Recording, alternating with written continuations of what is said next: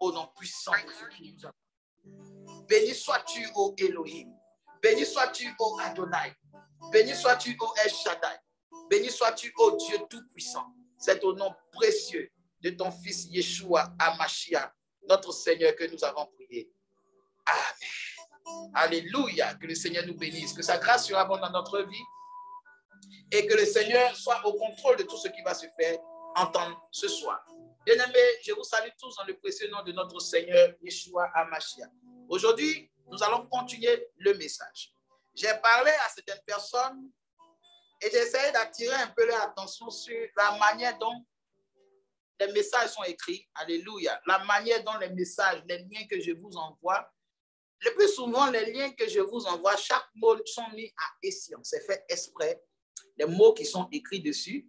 Et vous savez, par exemple, un bon professeur, un bon enseignant, souvent quand il est en train d'enseigner, il fait exprès souvent de poser des pièges ou des petites remarques dans ses enseignements ou dans les choses qu'il fait. Souvent, il habitue ses élèves à des petites questions, à des petites manières, à des tics, pour voir un peu combien de fois ses élèves suivent l'enseignement, pour voir à quel niveau se situe l'attention même de ses élèves.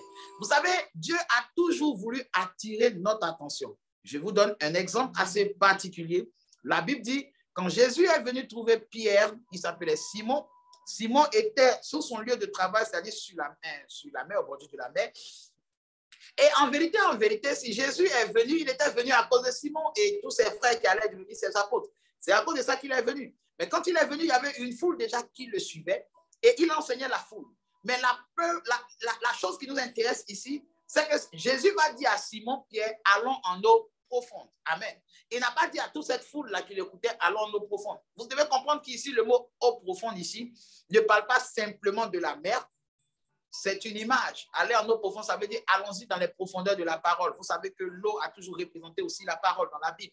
L'eau représente la parole. La Bible dit 3 choses témoignent du Seigneur Jésus, l'eau, le sang et l'esprit. Amen. Donc l'eau aussi représente la parole. Jésus est la parole. Donc quand il dit Pierre, allons en eau profonde, Simon, allons en eau profonde, il veut dire chaque parole que j'ai prêchée là, où les gens ils ont entendu, alléluia, c'est bon pour eux. Mais toi, il y a une profondeur en toi. Il y a une partie de toi qui aspire à connaître pleinement les choses. Beaucoup de chrétiens doivent réaliser que si Dieu permet que certaines choses ne t'arrivent pas, c'est parce qu'il y a un niveau de compréhension de ta vie que Dieu attend. Il y a un niveau que Dieu a l'habitude de pouvoir aller avec toi. Si tu es quelqu'un qui aime que te contenter des vérités apparentes, c'est-à-dire tout ce qu'on te dit, pourvu que ça sonne bien, alléluia, amen, c'est la vérité. Dieu ne va pas aller en profondeur avec toi. Dieu ne dira jamais allons en profondeur à quelqu'un qui veut rester à la surface. Il y a des personnes, quand un problème arrive, ils ne cherchent pas à aller en profondeur. On t'appelle pour te dire non, voilà, on a remarqué qu'il y a ceci, cela de ton comportement. Tu t'assois là, tu dis oui, sûrement que c'est parce que quand je suis venu, je ne vous ai pas dit bonjour, c'est à cause de ça, c'est à cause de ça. Ça dit, toi, tu ne cherches pas à aller en profondeur. Tu te contentes souvent de simples vérités qu'on te dise. Alors que la vérité devient plus vraie, elle devient plus palpable lorsqu'elle est capable de se démontrer. Et comment tu peux démontrer la vérité? Qu'est-ce qui prouve que l'évangile auquel tu crois est véritable? Il y a beaucoup de personnes aujourd'hui, quand ils te prêchent la parole, tu as l'impression qu'ils ne comprennent même pas de quoi ils parlent parce qu'il y a des choses qui sont prouvées dans la parole et dans la vie réelle. Par contre, il y a des choses qu'on dit, il n'y a aucune preuve. Je vous ai expliqué un peu au début, je vous ai dit que lorsqu'on parlait que Satan et ses démons étaient dans le 2e ciel, il n'y avait aucune preuve dans la Bible qui dit ça. Mais regardez le temps que nous avons pris pour comprendre ça, pour accepter cela. C'était plus facile pour nous. Même si on ne voyait pas la trace, c'était plus facile pour nous. Pourquoi? Parce qu'arrivé un moment, quand nous arrivons à échouer, quand nous n'arrivons pas à vaincre une adversité, quand nous n'arrivons pas à dépasser l'état de limitation que nous avons, c'est très important pour nous qu'on dise que ce sont les démons. Vous voyez, c'est facile de donner la responsabilité de nos propres échecs aux démons. Amen. Je suis un homme de Dieu. Je fais la délivrance depuis plus de 13 ans. Je chasse les démons par la puissance du Saint-Esprit. Donc, normalement, je devais prêcher des choses qui vont vous encourager à avoir peur ou bien à penser que les démons sont responsables de tout. Mais il ne faudrait pas mettre la charrue avant les bœufs. Il faudrait savoir faire la différence. Quand Jésus est venu, il y a des choses que Jésus a enseignées et qui n'a pas attribué ça aux démons. Regardez un peu. quand Jésus va commencer son ministère, Satan est parti le tenter dans le désert. Amen. Lorsque Jésus va croiser le fou de Gadara, il sait que ce sont les démons qui l'ont possédé. Mais quand Jésus parlait aux pharisiens, il a dit, vous faites les œuvres de votre père qui est le diable, n'est-ce pas? C'est ce qu'il a dit. Mais il n'a jamais dit que c'est le diable qui vous enseigne. Il n'a jamais dit que c'est le diable qui fait que vous ne me croyez pas. Il n'a jamais dit ça. Il a dit, vous faites les œuvres de votre père, car votre père, c'est le menteur, c'est le diable. Autrement dit, il y a des œuvres qui sont inspirées des démons, mais il y a des œuvres qui viennent du libre arbitre.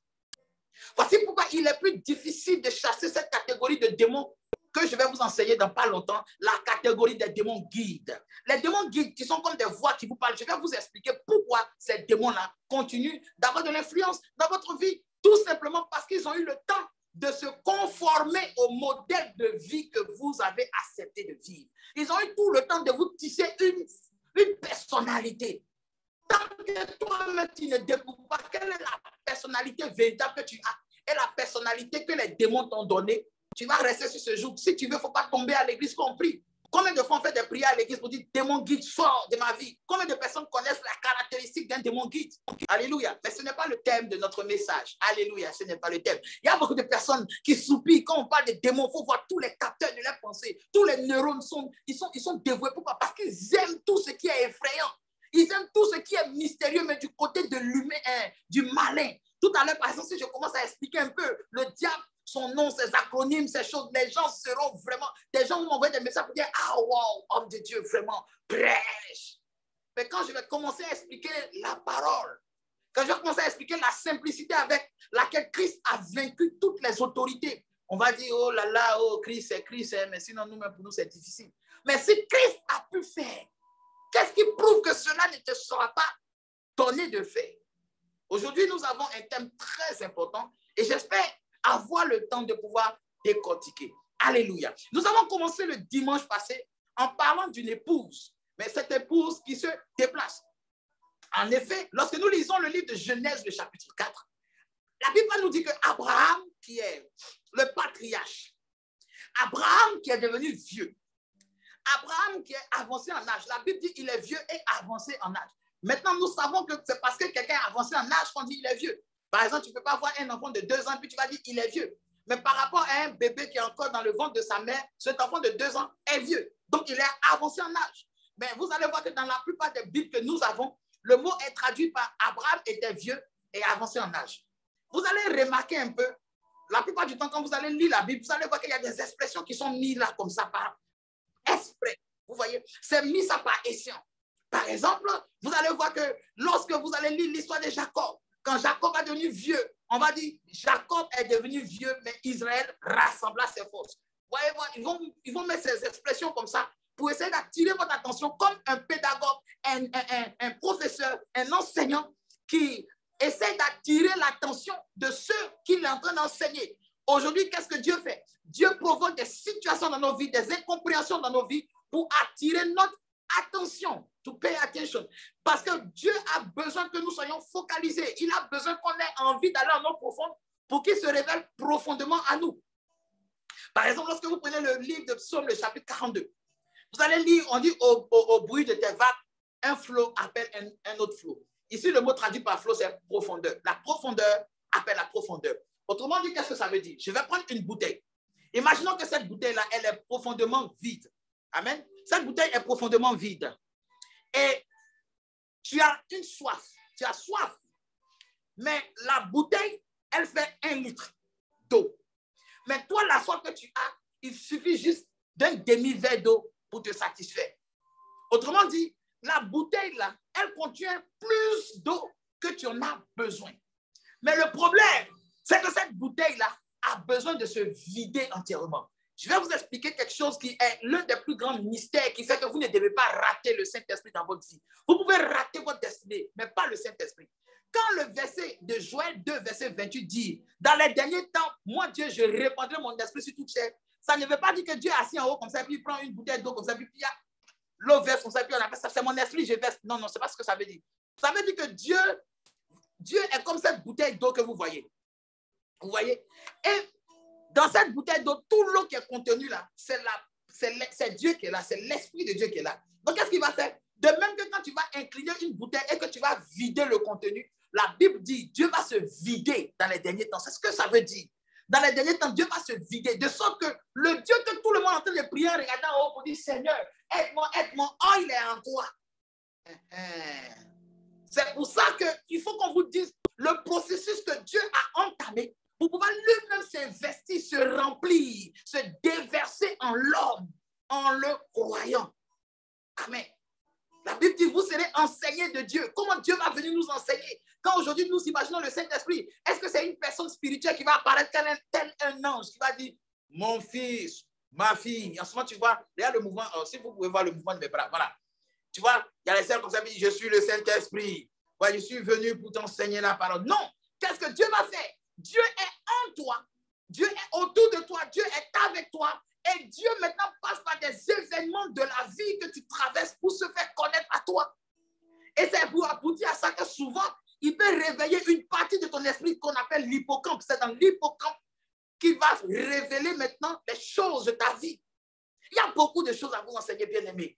Mais prenons le temps et prenez le temps de vous intéresser. Ah, mais pourquoi c'est écrit ceci? Attends, homme de Dieu, j'ai commencé à méditer un peu ce qui a été écrit. J'ai pris un temps de réflexion.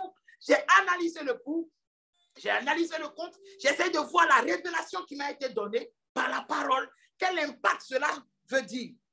Si je veux bien comprendre ce qui a été dit, donc ça veut dire que voilà en fait ce que cela veut dire. Mais si ce que j'ai compris aujourd'hui est différent de ce que j'ai compris hier, or la Bible dit la foi vient de ce qu'on entend et de ce qu'on entend vient de la parole de Christ. Mais quelle parole de Christ? Combien de chrétiens savent que le mot parole de Christ ici ne veut pas dire la parole qu'on enseigne, mais plutôt la parole que Christ révèle? Ah oui. Vous voyez, il y a des choses que j'aimerais expliquer, mais je suis obligé toujours, tu mets un pied devant, maintenant tu reviens pour dire, non, attends, voici la base, allons-y, mais voici la base. La parole de Christ, c'est quoi? La parole de Christ, il y a deux mots en grec qui ont été écrits pour parole. Il y a le mot logos. Par exemple, quand on dit, au commencement était la parole était avec Dieu, et la parole était Dieu, c'est le mot logos, c'est-à-dire le verbe, l'enseignement, les lois, les commandements. Donc, au commencement, là, Dieu était commandement. Il était commandement. C'est ce que le verset veut dire. Au commencement était la parole. C'est-à-dire, au commencement, là, c'était les lois. Dieu était loi. Il était la loi. Il était la Torah. Il était dans la loi. Si tu obéissais à la Torah, tu avais Dieu. Si tu obéissais à la loi, tu avais Dieu. Donc, Dieu était la Torah. Au commencement était la loi. Était le logos. Le logos, ici, la Bible ne dit pas que vous aurez la foi. La foi vient de ce qu'on entend et ce qu'on entend vient du logos. Non. Autrement dit, tu peux connaître Dieu, connaître ses lois, mais tu n'as pas la foi. Parce que pour la loi, on ne te demande pas d'avoir la foi.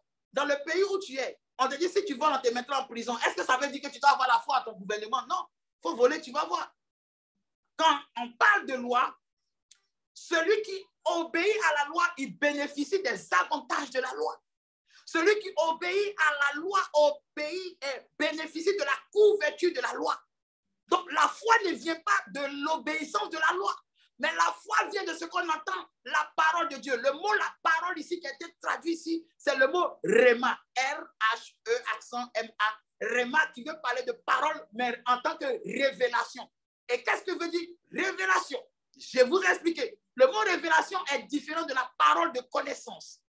Le mot parole de connaissance et révélation, c'est différent. La parole de connaissance fait partie de la chambre de la révélation, mais la révélation est comme un immense château. La prophétie, en tant que révélatrice des destinées, est aussi une chambre de la révélation. Mais la révélation veut dire quoi? La révélation veut dire quelque chose qui est caché, qui n'était pas connu depuis le début et qu'on va faire paraître à la connaissance. Et ce mot-là est venu comment? Il y a un chapitre de la Bible qu'on appelle Apocalypse. Apocalypse ici, c'est un mot qui désigne le terme révélation. Voici pourquoi quand vous prenez les Bibles anglaises, ils ne vont pas écrire Apocalypse en anglais. Ils vont toujours écrire Revelation, qui veut dire révélation. Pourquoi? Parce que Apocalypse, ça vient d'un mot qu'on utilisait lorsqu'on faisait une pièce de théâtre. Lorsqu'on faisait une pièce de théâtre, à l'époque, ce n'était pas plusieurs personnes qui jouaient une pièce de théâtre. Non, ce n'était pas plusieurs acteurs qui jouaient une pièce de théâtre.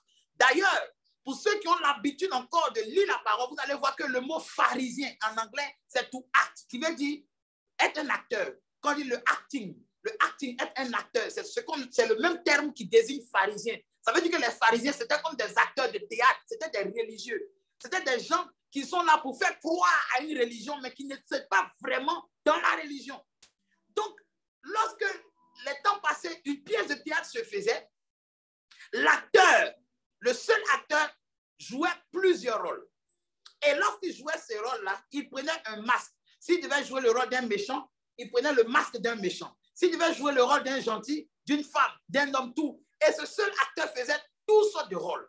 Mais quand la pièce finissait, quand la pièce était en train de finir, lorsque l'histoire était finie, il y avait quelque chose que l'acteur faisait. Quand la pièce finissait, qu'est-ce que l'acteur faisait? Il enlevait tout le masque qu'il prenait.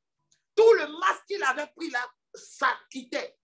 Et quand le masque était ôté, tous les spectateurs maintenant pouvaient voir son visage. Ils pouvaient le découvrir tel qu'il était. Ils pouvaient savoir que, ah tiens, quand il était le méchant, voici le rôle de temps qu'il jouait. Quand il était le gentil, voici le rôle de temps qu'il jouait. Et c'est lorsque la fin de la pièce arrivait que tout le monde maintenant comprenait qui était l'acteur qui a fait tous ces rôles. Vous voyez ça aujourd'hui un peu dans les films de Will Smith, dans les films de Eddie Murphy. Vous allez voir Eddie Murphy le plus. Eddie Murphy, Martin Lawrence.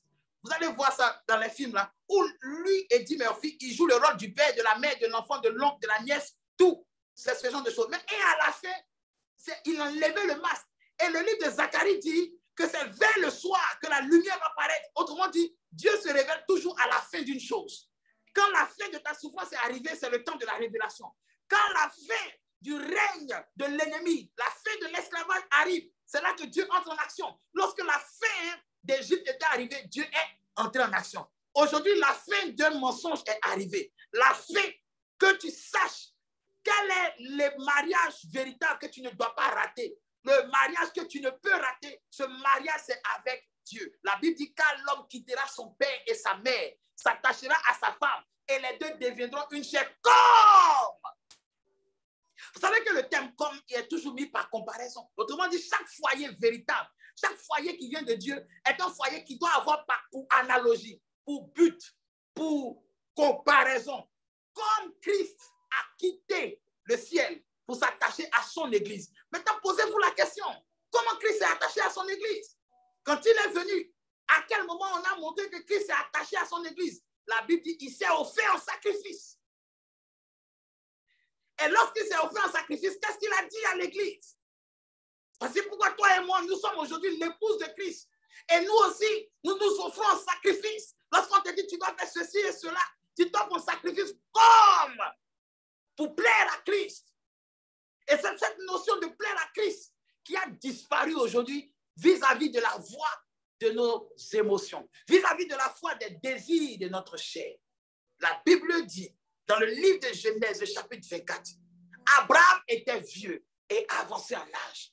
Deux termes qui se suivent, comme si on voulait insister sur quelque chose. Oui, bien aimé, on veut insister sur quelque chose. On veut insister pour dire qu'à ce moment de la vie d'Abraham, Abraham avait une maturité. À ce moment de la vie d'Abraham, on pouvait faire la différence entre la sénilité qu'avoir la vieillesse et puis la maturité et l'expérience que donne quelqu'un qui a compris les années de sa vie. Autrement dit, est-ce que tu as compris des erreurs de ton passé? Qu'est-ce que tu as retenu? Quelles sont les mesures que tu as prises pour que les mêmes erreurs de tes choix d'hier ne puissent pas intervenir à tes choix d'aujourd'hui et se répercuter sur la génération à venir? Abraham avait fait un mauvais choix avec une femme et ça suscitait une postérité. Maintenant, la postérité que Dieu a choisie, le fils Isaac est arrivé à un âge de sa vie où il va devoir lui aussi continuer l'héritage. Il va devoir perpétuer ce que son père a commencé. Si Abraham n'assure pas la relève, si Abraham ne fait que faire des mauvais choix sans retenir compte que si hier il a pu se tromper et que l'impact de sa vie a été désastreuse, il n'a pas le droit de transmettre les gènes de l'échec à ceux qui vont prendre le relève, ceux qui vont prendre la relève, ceux qui vont continuer ce que lui, il n'a pas pu terminer. Alléluia. Vous voyez, aujourd'hui, nous avons une responsabilité. Quelle est la responsabilité? C'est de savoir que même si nous avons pu échouer en amour, que nous soyons capables de ne pas faire échouer quelqu'un. Aujourd'hui, est-ce qu'il y a des conseils que si nous donnons à quelqu'un, il peut véritablement les appliquer, ça va marcher dans sa vie? Abraham pouvait donner des conseils parce que même s'il avait échoué dans certaines actions de sa vie, mais dans son adoration avec Dieu, dans sa fidélité avec Dieu, dans sa marche avec Dieu, il avait été capable d'avoir le discernement. Donc Abraham n'a pas attendu que Dieu lui dise que ton fils ne marie pas une Cananéenne. Mais Abraham, par la maturité, les épreuves qu'il a endurées, les humiliations, les considérations, la manière dont les gens ont toujours vécu devant lui, ça l'a fait connaître ce qui est caché dans les cœurs des gens. Souvent, quand quelqu'un t'approche et il commence à sourire, ou bien qu'il commence à prêcher ce que tu aimes, tu te dis, oh là là, ce gars doit être très bien. Oh là là, cette femme doit être très bien. Oh là là, mais lui, il aime Dieu. À chaque fois qu'il m'appelle, on parle de Dieu. Oui, vous parlez de Dieu. Mais quelle est la motivation qui le pousse à faire ça? Vous savez que très souvent, quelqu'un peut s'approcher de vous parce qu'il espère avoir quelque chose de vous. Très souvent, quelqu'un peut vous donner l'image de la perfection, l'image d'un chrétien parce qu'il sait que vous recherchez ce genre de personnes dans votre vie, dans votre entourage. Mais en vérité, il ne l'est pas. Et quelqu'un va me demander, mais comment nous pouvons savoir? Bien aimé, je te pose une question. Est-ce que c'est Dieu qui est descendu pour dire à Abraham, Abraham, ton fils ne doit pas marier une Cananéenne? Mais qu'est-ce qui donne la sagesse? Lisez le livre de Jacques. La Bible dit la patience, la persévérance dans l'épreuve. C'est tout ça qui procure la maturité. Lorsque tu regardes un peu les différents choix que tu as eus hier et que ces choix se sont trompés, se sont révélés trompeurs, ces choix ont mal tourné, il doit te donner des conseils. L'échec doit te conseiller. Échouer dans des domaines doit te donner conseil. Avoir pris conscience d'une chose ou d'une réalité, ça doit être le processus de la maturité en toi. Est-ce que, au-delà d'accuser le démon, tu as compris qu'en dehors du démon, il y a des choses qui sont toujours en moi qui ne me rendent pas mature. J'avance en âge, mais je ne suis pas vieux. Vous voyez, c'est comme le verset qui dit, venez à moi, vous tous qui êtes chargés et fatigués. Il y a des gens qui viennent à Jésus, ils sont chargés. Autrement dit, ils ont des problèmes, mais ils ne sont pas fatigués. Parce que quelqu'un qui est chargé et fatigué, automatiquement, Dieu va lui donner le repos. Mais quelqu'un qui est chargé, il a des problèmes. Mais il cherche quelqu'un qui va satisfaire ses envies. Quelqu'un qui va le faire savoir que, écoute, c'est la prière qui n'a pas encore changé. C'est parce qu'il n'a pas encore croisé le vrai prophète. Donc la personne n'est pas fatiguée d'aller à gauche et à droite. Mais quelqu'un qui est fatigué, écoutez-moi bien, bien aimé. Quelqu'un qui est fatigué, Dieu, la Bible dit dans le livre d'Ésaïe, le chapitre 66, du verset 1 au verset 4. Voici sur qui, moi, Dieu, je porterai mes regards. Celui qui a l'esprit abattu et qui souffre. Dieu ne peut pas oublier sa parole. Dieu ne peut pas avoir quelqu'un qui souffre et ne pas l'aider. C'est impossible.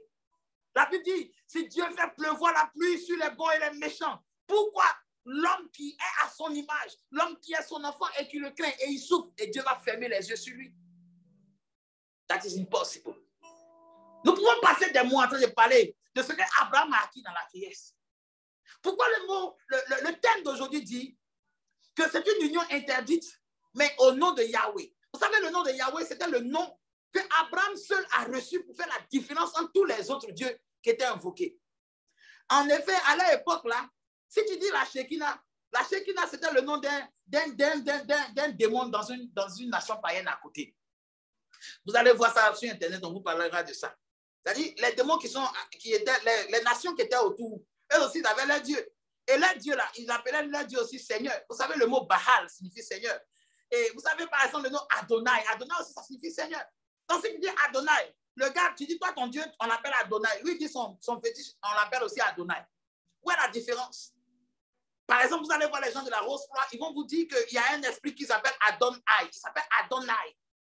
Si vous partez voir, par exemple, il y a des démons. Moi, j'ai entendu des démons. Je faisais la délivrance. Ces démons, ils s'appellent Élie et Élisée. C'est les démons qui sont souvent, j'ai vu ça dans les gays, les lesbiennes, tout voilà. Enfin, bref, c'est pas important.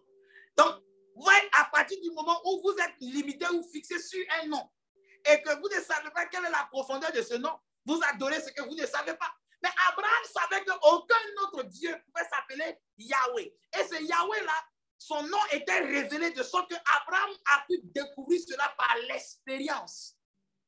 Aujourd'hui, les gens sont là, oui, moi je sais que Jésus peut tout, oui, mais qu'est-ce que tu as appris de Jésus? Je n'ai pas demandé qu'est-ce que le prophète enseignait de Jésus, mais qu'est-ce que toi, de façon personnelle, parce que la vie chrétienne, c'est une vie d'expérience. Tous ceux qui se sont convertis dans la Bible ont eu des expériences. Ils ne se sont pas contentés simplement de la parole qu'on les a prêchée, mais ils ont eu une expérience personnelle, interne. Des gens se sont retirés de la présence du commun des mortels. Et ils ont parlé, ils ont demandé à ce Dieu-là. Et ils ont insisté de sorte que ce Dieu-là s'est révélé à eux avant qu'ils sortent. Et oui, la parole est forte. Mais avançons un peu. Alors, il y a une deuxième chose que j'aimerais que les gens remarquent un peu. C'est qu'Isaac était arrivé à l'âge de se marier. Mais Isaac n'est jamais allé voir son père pour dire, ah papa, c'est comment? Actuellement, mon âge avance. Hein? Depuis là, il y a les filles qui sont là à côté. Bon, moi, depuis là, je suis là. Hein?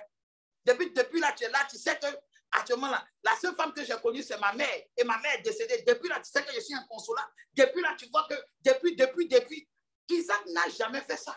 Mais la Bible dit qu'Isaac avait une habitude. Vous allez voir ça après, quand vous allez lire. Vous allez voir qu'Isaac avait l'habitude d'aller dans un endroit qu'on appelle le puits de Lachai-Roi. Vous allez voir ça. Et le mot Lachai-Roi signifie le Dieu qui voit et qui entend tout. Amen. Vous allez voir ça. Ça veut dire que Isaac et Lachai-Roi, ça signifie le Dieu qui voit tout et qui entend tout.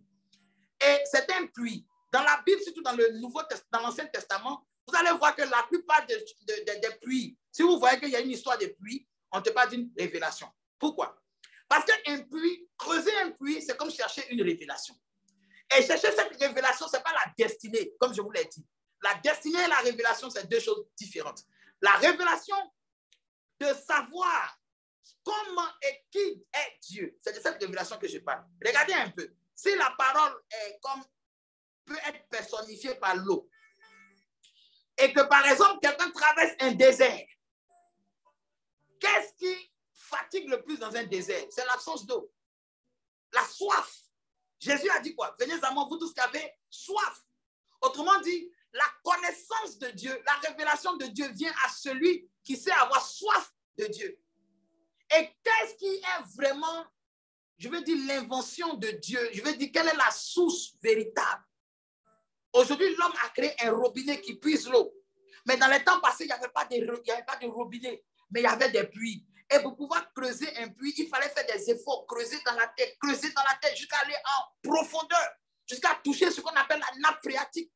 Aujourd'hui, c'est la même chose. Quand tu veux connaître qui est Dieu, tu vas creuser dans la parole, tu vas creuser dans ton comportement, tu vas creuser dans ton corps, tu vas creuser. Et pendant que tu es en train de creuser ça, il y a une rénonciation de toi qui se passe. Il y a un brisement de ta chair qui se passe. Il y a des événements de ta vie qui reviennent comme des flashs. Parce que tu es en train de creuser pour trouver Dieu. Et c'est comme ça que Isaac, lui, il partait dans ce puits-là. Parce qu'il savait qu'il y avait un défi qui l'attendait. Ce défi ne serait pas quelle est la femme qui va consoler ses nuits.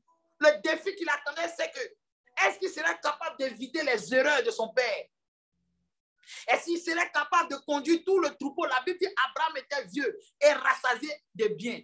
Donc Abraham a eu des biens. C'est facile de commencer quand on n'a rien. Je vous assure, bien-aimés. Quand le travail que tu as, c'est un travail où tu ne gagnes pas des millions, c'est facile pour toi d'abandonner. Lorsque tu es dans un foyer où cet homme même, tu ne ressens plus rien pour lui, c'est facile d'abandonner. Lorsque tu es dans un travail ou dans une amitié où tu n'as pas fait tellement d'efforts, c'est facile d'abandonner. Mais lorsque tu t'es battu pour que cette relation voie le jour, lorsque tu t'es battu pour que cette personne puisse te regarder, pour que cette personne puisse voir à quel point tu l'aimes, et on te dit de renoncer à ça, bien-aimé, la douleur de ça, le chagrin de ça, Isaac va commencer après son père. Et son père, c'est comme si son père a battu une église, il y a déjà des millions de fidèles. Et lui, il n'entend pas la voix de Dieu. Même si c'est Marie. C'est le mariage qui va faire qu'il va entendre la voix de Dieu. Bien-aimé, je vous pose une question.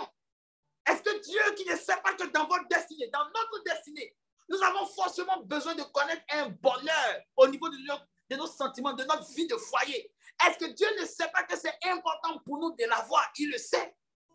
Mais pourquoi souvent, au lieu de nous donner cela, Dieu nous catapulte sur ta parole. Dieu nous attire sur sa parole. Parce que c'est une question d'héritage. Christ est ton héritage. Le don que tu as, la Bible dit cela, on va te demander au jour du jugement. Qu'est-ce que tu as fait de ce don?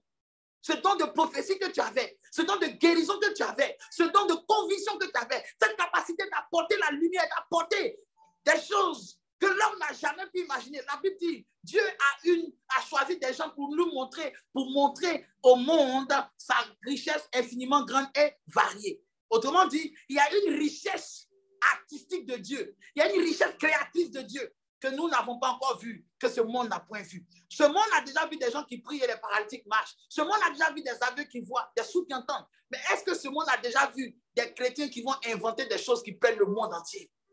Ce monde a vu quelqu'un qui a créé une musique et cette musique a pris le monde. Ce monde a déjà vu des pasteurs qui ont bâti des églises. Mais est-ce que ce monde a vu tout ce que Dieu est capable de faire? Comment Dieu est capable de prendre quelqu'un et de l'instruire pour que cette personne va envoyer, par exemple, un projet innovant. Je disais à quelqu'un que vous voyez, aujourd'hui nous sommes sur Zoom, mais Zoom nous ne l'avons pas créé. Celui qui a créé Zoom, est-ce que c'est l'ange Gabriel qui est apparu pour dire, mon fils, Dieu t'a appelé, il t'a choisi pour que tu crées une plateforme qui va s'appeler Zoom, afin que beaucoup de chrétiens et des hommes de Dieu puissent se retrouver de partout dans le monde, afin de pouvoir communier? Non.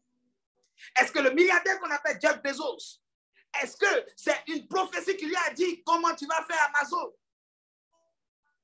Bien aimé, arrêtons d'embrigader notre esprit. Arrêtons de perdre du temps sur ce qui nous a été déjà acquis. La Bible dit car l'homme quittera son père. C'est une conséquence. Car l'homme quittera son père. On n'a pas dit quand. On n'a pas dit pourquoi. On n'a pas dit à quel moment. Mais forcé un jour, cela s'accomplira.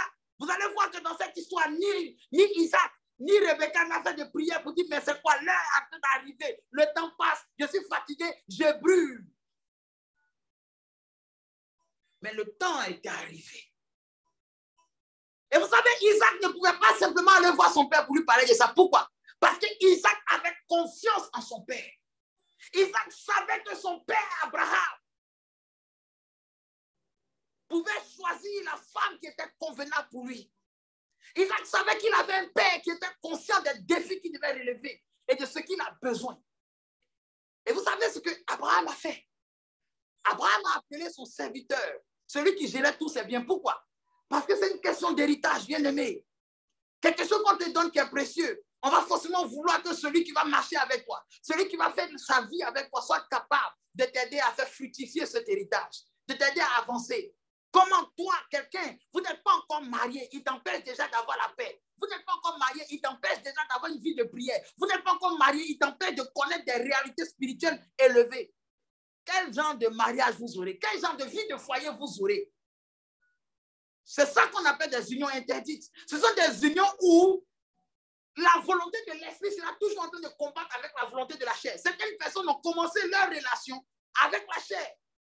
Et maintenant que la chair ne veut plus aller en profondeur, ils cherchent maintenant la volonté de l'esprit. Mais pour pouvoir commencer avec la volonté de l'esprit, il faut renoncer à toute volonté de la chair. Oui, mais qu'est-ce que ça veut dire? Bien aimé, ça c'est en inbox, je vais dire, on doit avancer. Abraham prend un serviteur. Ce serviteur-là, il va s'appeler Eliezer de Damas. Et ce serviteur, Abraham va le faire jurer au nom de Dieu quelque chose que Abraham n'a pas entendu Dieu lui dire. Autrement dit, vous savez, il y a des choses que nous connaissons dans notre vie, mais qui ne sont pas forcément écrites dans la parole. Il y a des choses qui sont vraiment de la morale. Ce qu'on appelle la morale, vous connaissez la morale? La morale, ce sont les bonnes attitudes, les bonnes vibes, les bonnes mentalités, les choses qui sont vraiment correctes et agréables à entendre, mais qui ne sont pas forcément venues de Dieu. Dieu n'a pas dit expressément, Abraham, ton fils ne doit pas épouser une Cananéenne. Abraham a analysé, il a discerné. Et cette parole et ce discernement-là s'est révélé vrai. Car 400 ans plus tard, lorsque Moïse va retrouver les enfants d'Israël en train de donner la loi, il va dire, Israélites, ne prenez pas des femmes étrangères. Pourquoi? Qu'est-ce qui faisait que les filles de Canaan pouvaient à tout prix empêcher les Isaac de pouvoir continuer l'héritage? C'est simple, bien-aimé. C'est très simple. Vous savez que dans la descendance des filles de Canaan va se retrouver plein de femmes ou d'hommes séducteurs qui vont faire dévier Israël. L'un des premiers et des principaux ennemis des enfants d'Israël quand ils sont sortis de l'Égypte, Amalek. Vous savez qu'Amalek était l'adversaire le plus coriace que les enfants d'Israël ont affronté. C'est-à-dire même les Philistins n'ont pas fatigué les enfants d'Israël comme Amalek. Or, vous savez, les descendants d'Amalek, c'est qui? Amalek est le fruit ou le descendant d'Ésaü avec une fille cananéenne. Vous savez, il y a des unions aujourd'hui que nous devons interdire avec le nom de Yahweh. Pas parce que nous avons forcément reçu une révélation, mais nous devons l'interdire parce que cela va engendrer des problèmes plus tard. Cela va amener la personne, peut-être la jeune fille qui devait avoir un parcours scolaire noble, peut-être le jeune garçon ou bien la dame qui devait se concentrer afin que de par elle, une multitude de personnes puissent avoir un toit. Mais à cause d'un échec sentimental, à cause d'une volupté, va se faire carrément disqualifier.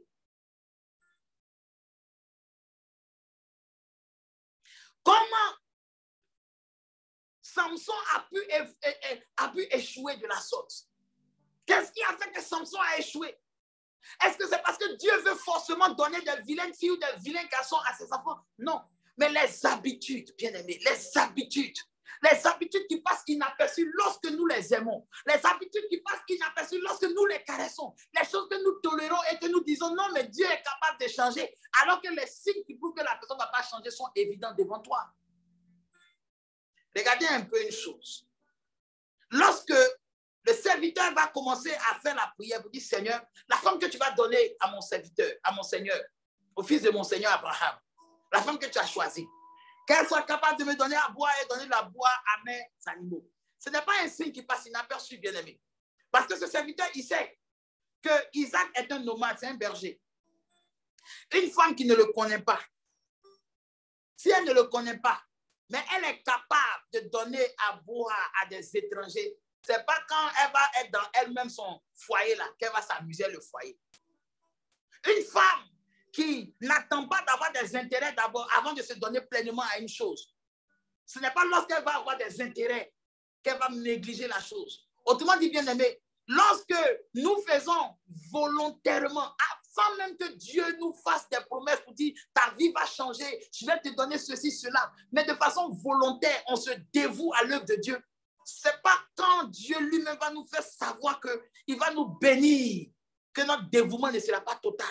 À partir du moment où Dieu voit que toi-même, même pour des causes où tu n'as aucun profit, tu te dévoues. Ce n'est pas quand tu vas te dévouer pour une cause où tu as plusieurs profits que Dieu va t'arrêter. Non, Dieu ne t'arrêtera pas. Mais qu'est-ce qui se passe à ton niveau? Qu'est-ce qui arrive à ton niveau? Ce qui arrive, c'est que tu ne prends pas conscience d'abord de ce que cela implique. Tu ne prends pas conscience que c'est maintenant que tu dois poser les bases solides pour que demain, peu importe le vent, peu importe la trompette, peu importe les disputes qui viendront dans ton foyer ou dans ta vie chrétienne, ton héritage en Christ ne soit jamais dispersé. Et Abraham appelle ce serviteur, il le fait jurer d'une façon bizarre. Il dit, mets ta main sur ma cuisse, je parlerai de ça une prochaine fois. Et il lui dit, jure que parmi les femmes cananéennes, pourquoi? Parce que les femmes cananéennes, c'était des femmes qui étaient les femmes les plus intelligentes de leur génération. C'était des femmes qui avaient la capacité d'influencer des hommes. C'était des influenceuses. Aujourd'hui, on voit ce terme-là aujourd'hui sur Internet. Ouais, je suis influenceuse, je suis influenceuse. Bien aimé, ce n'est pas une parole qui est dite à la légère. Quand quelqu'un te dit qu'elle est influenceuse, c'est qu'elle sait sur quoi elle compte. Il y a un proverbe qui dit, quand le magouilla veut porter un pantalon, c'est qu'il a trouvé la solution là où il va mettre sa queue. Autrement dit, ici, être influenceur ou influenceur, qu'est-ce que ça veut dire? Ça veut dire être capable de pouvoir faire imposer sa volonté à une personne. C'est un mot qui parle de la séduction, en fait. L'influence et la séduction, c'est pratiquement la même. Quand quelqu'un t'influence, c'est quelqu'un qui est capable de te séduire. Il y a des personnes qui sont capables de t'amener à haïr les personnes qui haïssent et à aimer les personnes qui aiment, simplement par leur compagnie. Il suffit que la personne n'aime pas Didier Drogba. Quand il va te parler de ça, au fur et à mesure que tu aimes cette personne, tu vas aussi toi-même détester Didier Drogba, alors que Didier Drogba ne t'a rien fait. Voilà.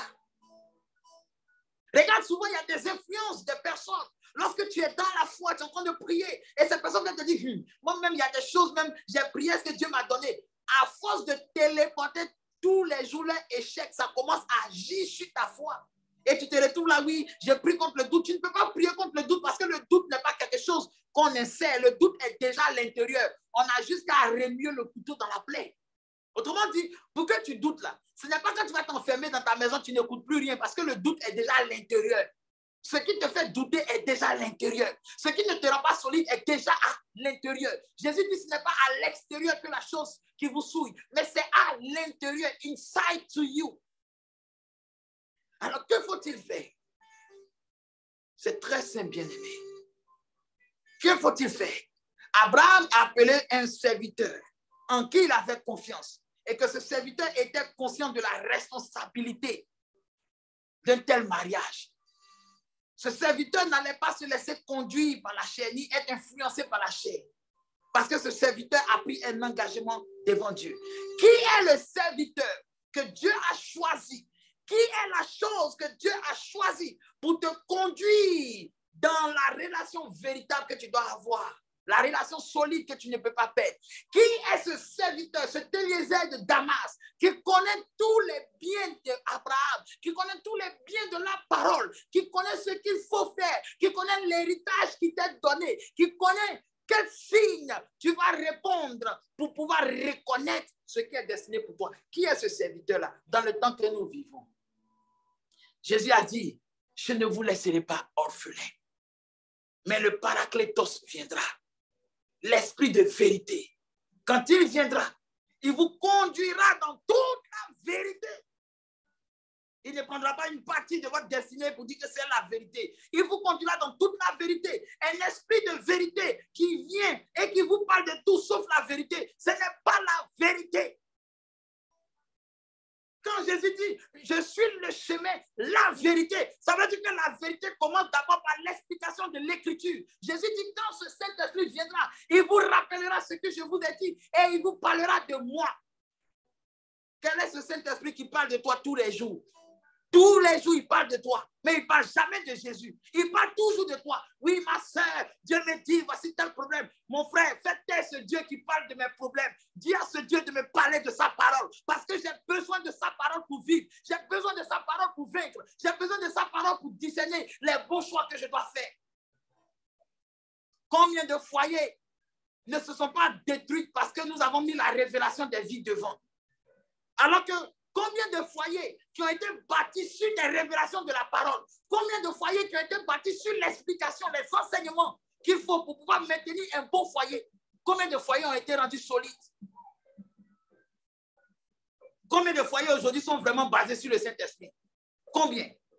Il y a des foyers, il y a des relations, il y a des maisons aujourd'hui où des personnes sont avec leurs enfants. Tout ce qu'ils peuvent faire, c'est de prier, de changer la parole. Mais où une relation où la mère, l'enfant, ils communiquent et ils ont des révélations du Saint-Esprit. Ils sont basés et dirigés par le Saint-Esprit. Il y en a très peu. Il y en a, mais c'est très peu. Aujourd'hui, des révélations qui divisent des pères avec leurs fils, des mères avec leurs filles. Et c'est ce que Jésus avait dit. Jésus avait dit dans les temps, le garçon, le fils sera en palabre avec sa mère. Pourquoi? Pourquoi aujourd'hui, l'Esprit de Dieu qui a dit que nous devons être conduits dans la vérité de la parole, aujourd'hui nous sommes plutôt conduits par autre chose. Et pourtant, lorsque ce serviteur, Eliezer de Damas, lorsque ce serviteur-là a mis sa main sur la cuisse, il a juré qu'il ne devait pas prendre quelqu'un qui n'est pas choisi par Dieu, quelqu'un qui n'est pas voulu par Dieu, et lui donner à un enfant de Dieu. Aujourd'hui, est-ce que le Saint-Esprit qui a uni des gens hier et que ces personnes aujourd'hui ne sont pas avec nous, est-ce que ce Saint-Esprit serait-il trompé? Ou bien c'est notre choix que nous avons fait en masquant le Saint-Esprit dedans? Vous savez, ils ont dit quelque chose à Rebecca. Quand Eliezer a fini d'expliquer le témoignage pour dire, voici le signe que j'ai demandé, voilà, et elle a compris, on dit, oui, frère, c'est vrai, tout ce que tu dis, c'est bien. Mais nous, là, on n'est pas chrétiens. C'est Abraham qui est chrétien, c'est Abraham qui est croyant. Nous, on ne croit pas en son Dieu. Mais nous savons une chose, nous savons comment nous avons élevé notre enfant. Nous savons quelle valeur nous avons donnée à notre enfant. Et nous savons que peu importe la destinée que nous allons lui donner, elle a son mot aussi à dire. Demandez à la jeune fille, est-ce qu'elle est prête à suivre cette personne? Autrement dit, Dieu ne te forcera jamais à entrer dans sa volonté. Les prophéties, non, Dieu dit, si tu ne fais pas ça, tu vas mourir. What about you, man? Lis la Bible. Ils ont demandé à la jeune fille. Mais le gars, il a parlé de telle manière. Qu'est-ce que toi tu dis? Qu'est-ce que tu dis de ça? Et la jeune fille dit, ok, ça m'arrange. Pourquoi? Parce qu'elle a eu le temps, elle aussi, de voir en elle, est-ce que ce qu'ils sont en train de dire là, ça correspond à ce qu'elle a toujours aspiré. Je vous ai expliqué ici qu'Abraham ne peut pas se lever, il va quitter sa patrie, quitter sa famille. Si au-dedans de lui-même, il n'y a pas quelque chose qui lui fait savoir que on dirait que c'est à cause de cette chose-là que j'ai été créé. Sinon, quand tu es dans quelque chose où tu te sens à l'aise, où tu te sens vraiment à ta place, tu ne quittes pas facilement. Un jour, Jésus arrive au péage. Il trouve celui qu'on va appeler Matthieu. Il s'appelait Lévi. Il trouve Lévi dans son poste et il dit, Lévi, allez, suis-moi. Il n'a pas ajouté, si tu me suis, je vais te faire de toi un péché d'homme. Il a dit, je vais te donner l'onction. Tu vas faire les miracles. Ton nom sera écrit dans le livre de vie. Non, il n'a pas dit ça. Il dit, suis-moi. Et Lévi s'est levé pour le suivre. Pourquoi? Parce que quelque part, Lévi savait que ce travail-là n'était pas ce pourquoi il était sur la terre.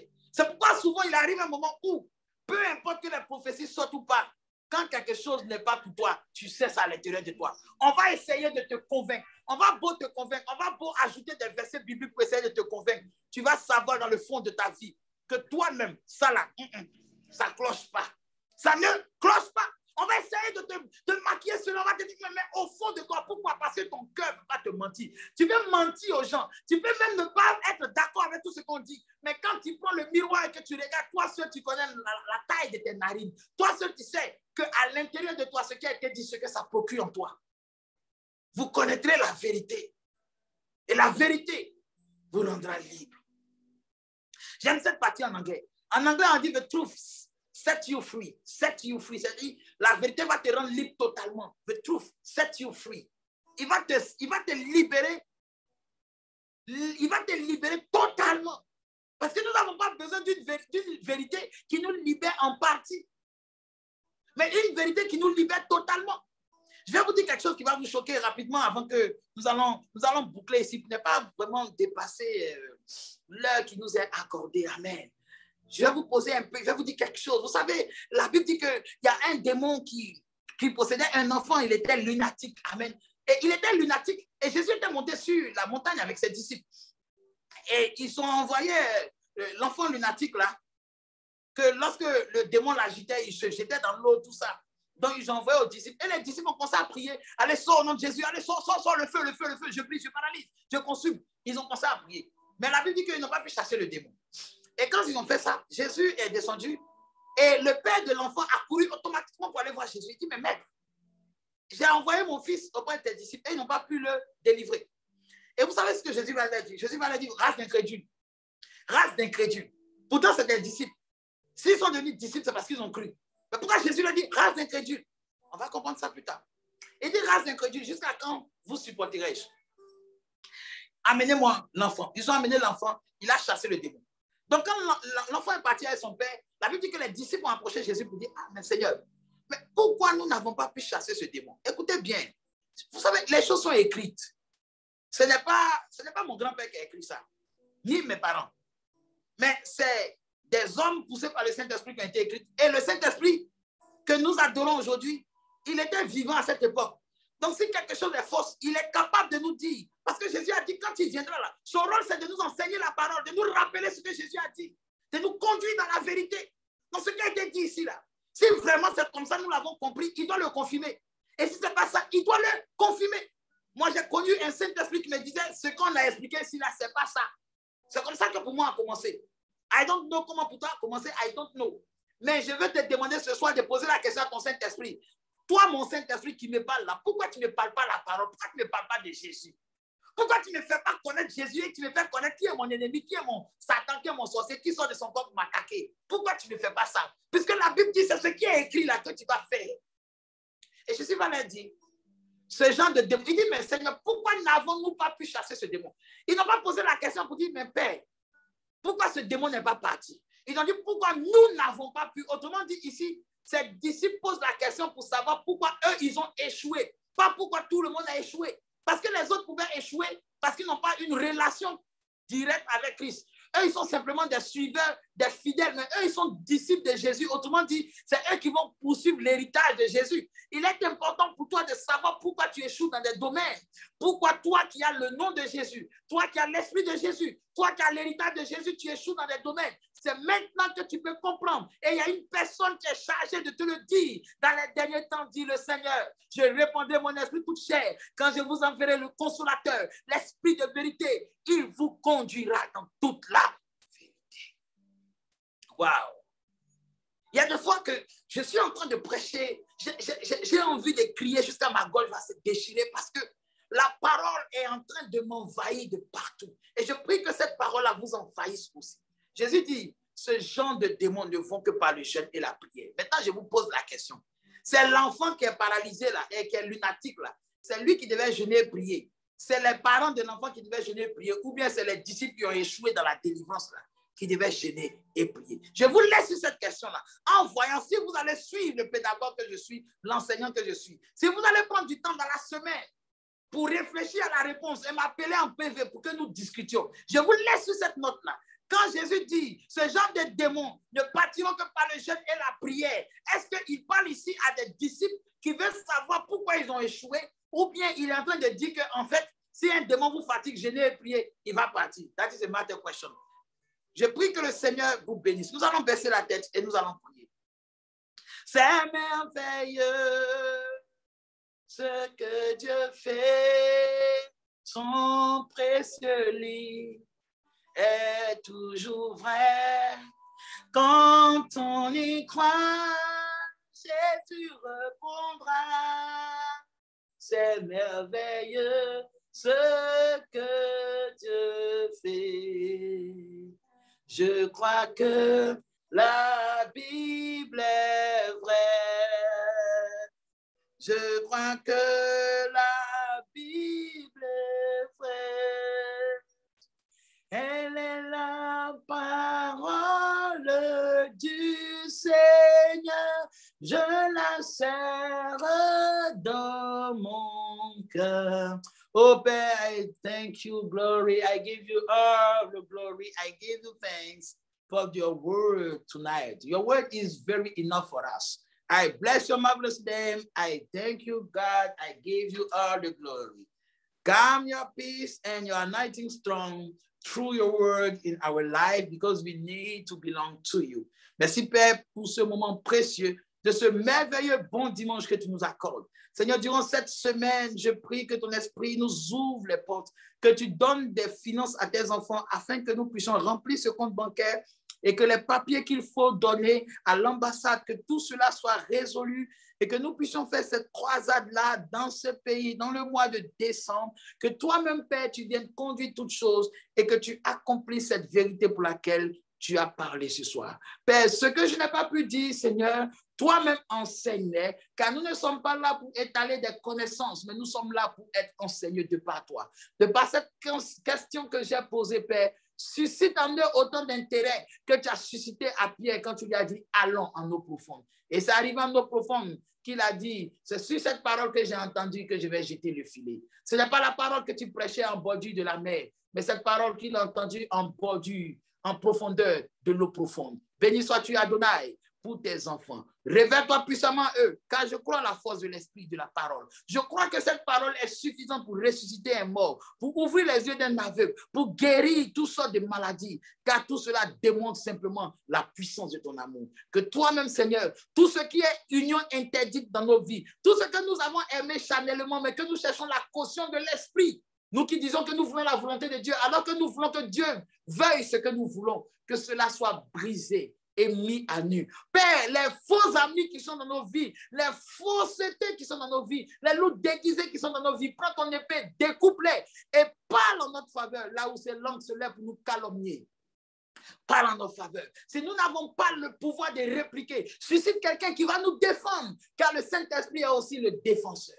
Béni sois-tu, Adonai, et de donner gloire à ta parole et tout ce que nous avons. Merci, Père. Reçois la gloire, reçois la louange au nom précieux de Yeshua HaMashiach que j'ai prié. Amen.